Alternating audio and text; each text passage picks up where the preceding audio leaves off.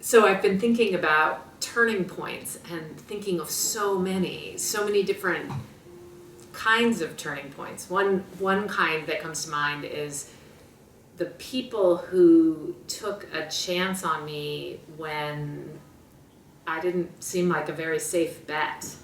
I'm thinking of my advisor in graduate school.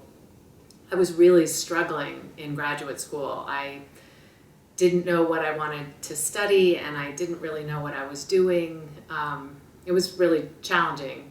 And I had gone off to Kenya to do my first round of field work there, but I didn't have any money, and anyway, it was just very difficult. And my advisor, while I was in Kenya, worked really hard to find financial support for me. He got a scholarship for me that I hadn't even known existed. He got some equipment that I could borrow that turned out to make my research much easier. So we just did a number of things that made it possible for me to finish my work in Kenya. And, when I think back, I think if he hadn't done those things, I don't know that I would have finished in Kenya, and I might not have gotten my PhD, and who knows what would have happened. So what stays with me about that, other than the specifics of his generosity, is how much it means to help people when they don't seem like they're going to be successful. When you put time into helping someone who isn't already successful. That's what made a really big difference to me at the time. There were lots of other students who would have been a safer bet, and he took time for me. So many of the turning points for me are about people, about meeting people who've been incredibly important in my life, too, my husband and my friends in particular. But there have also been collaborators and colleagues who invited me to give a talk, for example, or invited me to serve on a grant review panel.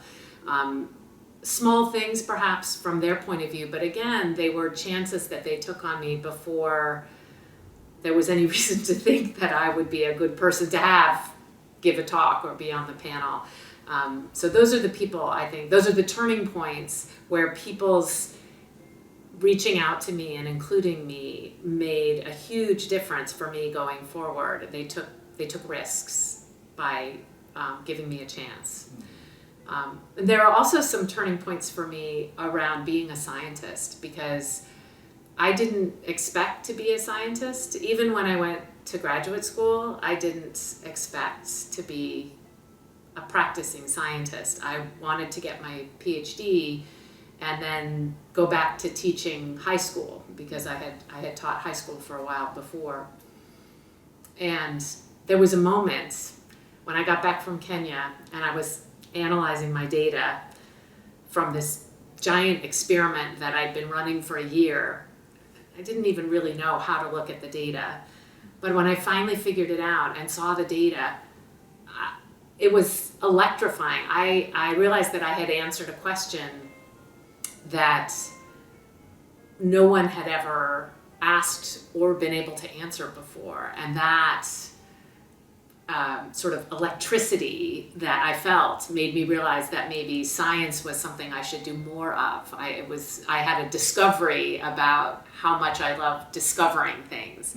And so that was a real turning point for me, from being a teacher to being a scientist and a teacher. So those are a couple of big turning points for me. And I would say now I've had enough successes that I get lots of opportunities, but those opportunities tend to turn my path less than they did in those early years. So I try to really focus on my students, helping them make those early connections, because those are the ones where the turns are often most dramatic. When I think about young people and advice for young people, I just remember how mysterious it all was for me when I was younger, that I didn't know how I was supposed to figure out what I wanted to do. I thought maybe a lightning bolt would come and hit me from the sky, and I would know that I was going to be a doctor or a journalist or something. And the lightning bolt never came. I never just knew what I wanted to be. Long after I graduated from college, actually. But I guess I found that I just kept working at different things and trying to learn more and more about myself and about what I liked and what I was good at. That was really from inside me, rather than focusing on all the noise of what other people thought I should do or other people thought I should be. Honestly,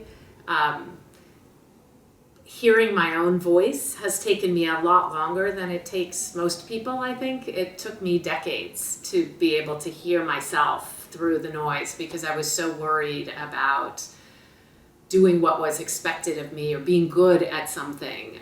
But I found that once I did find my own voice, everything became easier. So how do you find your voice? I think you try to build confidence in yourself. You try to be gentle with yourself and recognize when you've done something well or when you've done something that feels true to yourself. It's worth patting yourself on the back and being generous with yourself and saying, that I did a pretty good job. And I think the other part is to be critical of yourself. And I don't mean critical